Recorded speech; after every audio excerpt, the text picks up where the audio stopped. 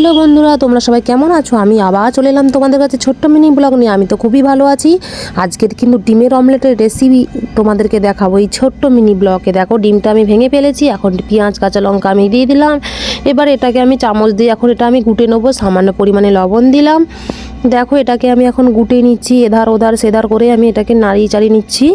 দেখো, এদিকে কিন্তু প্রায় আমার গোলানো কমপ্লিট। এবার দিকে কড়া বসিয়ে দিয়েছি। কড়াই বসিয়ে কড়াই গরম হয়ে তেলও দিয়ে দিলাম। দেখো, তেলটা এখন নাড়াচাড়া করে এখন ডিমটাকে আমি দিয়ে দিলাম। দেখো, ডিমটা কি সুন্দর ফুটে ফুটে উঠছে না? দারুণ লাগছে দেখতে। এবার আমি এধার ওধার করে এটাকে সরিয়ে নিলাম। এই শীতের রাতে ডিমের অমলেট খেতে অসাধারণ লাগবে। ডিমটাকে এখন আমি উল্টেই দিলাম। দেখো, ডিমটা প্রায় আমার কমপ্লিট হয়ে এসেছে। বন্ধুরা, ভালো লাগলে অবশ্যই লাইক কমেন্ট শেয়ার করবেন এবং ভিডিওটা অতি অবশ্যই ভালো লাগলে আমাকে সাবস্ক্রাইব করে যাবেন। এখন আমি ডিমের অমলেটটা খেয়ে দেখাবো কত সুন্দর হয়েছে। বন্ধুরা, সুস্থ থাকবেন, ভালো থাকবেন। আবারও আমি চলে আসবো নেক্সট ভিডিও নিয়ে।